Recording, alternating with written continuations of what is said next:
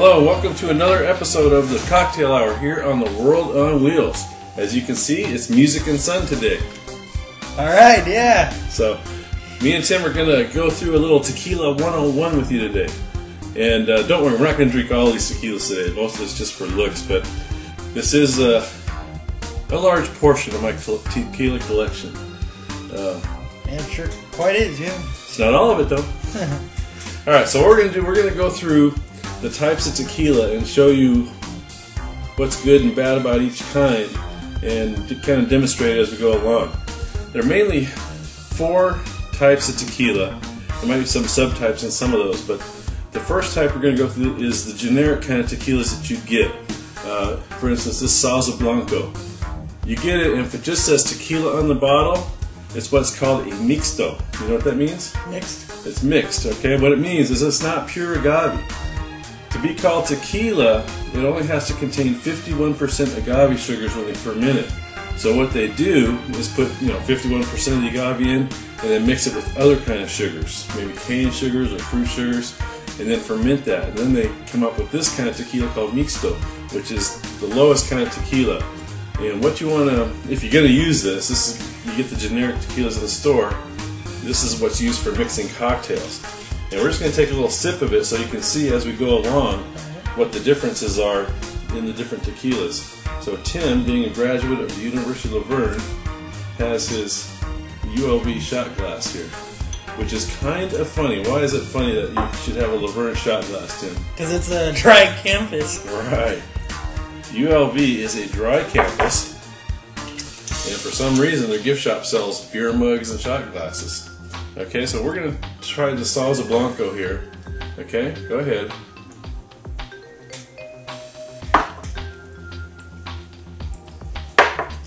So how's that taste? Like, not the greatest tequila, but... Okay, so this is not right. It's kind of burns, it's rough, it's harsh. Okay, that's the mixto. It's not pure agave. And this is when you see people saying, oh, you want lime and salt for your tequila? This is the kind of tequila we're talking about. When we like to drink tequila, we like to drink tequila that's good enough that you don't need the lime and salt. You should be able to sip it and really enjoy the taste. Okay, but if you have to drink some of this straight, yeah, that's when you're going to want the lime and salt. So the next step up in the tequila evolutionary ladder is the pure tequilas. And what we're talking about here is what do you look for on the label there, Tim? The 100% Puro de Agave. Yeah, 100% Puro de Agave. I don't know if you can see that on the label, but that's what you want to look for. That's the first thing you want to look for in a good tequila is that's made from 100% blue agave. And by Mexican law, Mexican law is really strict on tequila. Maybe not on other things, but it's really strict on tequila. And by Mexican law, it cannot say 100% agave on the label unless it really is. So we're going to start, there's several varieties to go from here, but the base is the plato, which means silver, it's clear. And what it is, it's just tequila, it's made, it's fermented, and bottled. It's not aged at all, it's just made and bottled. So we're going to start with this plata here, which is called Zapopan, which is a neighborhood in Guadalajara. And this is available at Trader Joe's. Okay, so we're going to try a little bit of the Zapopan here, which is, you can get this at Trader Joe's, and it's 100% pure agave.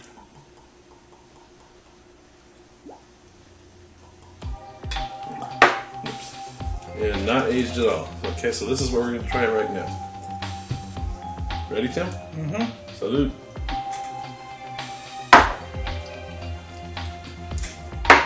That's a lot better.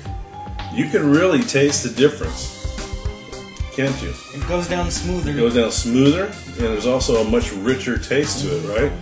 This, like, the taste you had was just basically fire, right? Okay, yeah. And it burned going down. It was not smooth at all. This one's not bad. Okay, so next up in the evolutionary ladder is reposado. We have several reposados here, and what does reposado mean?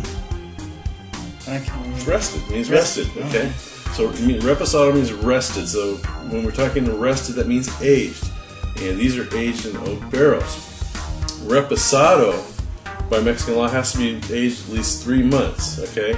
Some makers go beyond that and do 6 or 7 months. So we have several reposados here. We have the Familia Camarena, Hornitos, and Degollado. Which one should we try, Tim? Let's do The Degollado. Okay.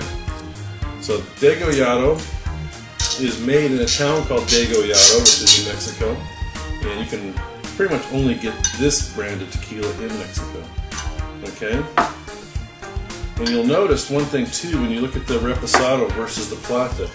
And what's that, Tim? The first thing you notice between the Reposado and Plata is the color. the color. Okay. You see the Reposado has kind of a golden color to it, and that's from the wood that it ages in. If you get something like Cuervo Gold, they just make that color, they add color to it to get that color. It's not that's another mixto that too many people think is a good tequila. So here we go, Reposado.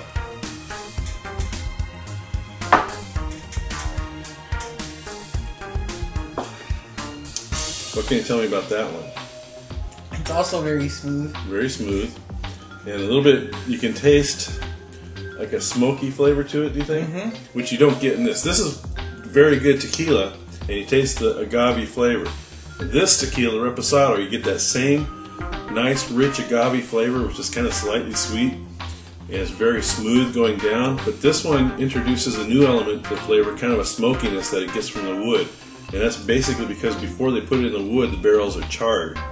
Okay, they set a fire in the inside of the barrel, and they got that charcoal in there to give it some flavor. The last step in the evolutionary ladder is añejo. Okay, añejo means it's what?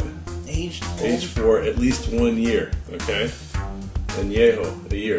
Okay, añejo means old. I learned that from your uncles, but the meaning in tequila is it's aged in barrels for at least a year. Now, another difference in añejos is they usually use old whiskey barrels for the aging. That's not always true with the case of reposados, where these may be aged in whiskey barrels. But for instance, we have one here called Asombroso La Rosa, which is aged in old wine barrels, which gives it that pink color as opposed to the golden color these other reposados. And all the women seem to go crazy for that one. I go crazy for it too. It's one of the best tequilas I've ever had. But the añejo usually goes in old whiskey barrels. And the 1921, I don't know if it's this one of the winemakers told me they get their barrels from Jack Daniels. After Jack Daniel ages their whiskey in them, then they get the barrels from them and age their tequila in them for at least a year. So this is 1921 añejo tequila. Okay. Comes in a nice wax top bottle. I love this bottle. Alright, you ready? Mm-hmm.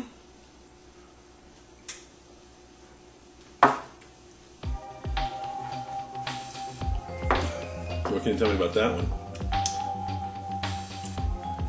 Has a little slightly different taste in it, probably because of the añejo, but other than that, I can't. It's very smooth. It's smooth as silk going down, but you get another taste to it. You get that agave taste, you get that real smoothness, you get the smokiness, and it tastes like whiskey. That's that whiskey taste going down. So, but it tastes like a really good whiskey, and it's so smooth. It's incredibly smooth. So there you have the 4 different classes of tequila. They've also have what's called super añejo, which is aged for multiple years. Asombroso has one that's aged 11 years, and a bottle of this size will cost you how much? Remember? No. $1,100. Okay, this is about $50 in the United States. So when you're buying tequila, keep some things in mind. If you're just looking for a cheap tequila and you get a mixto, just only use it for cocktails. Make margaritas out of it or something. Get something that's 100% pure agave.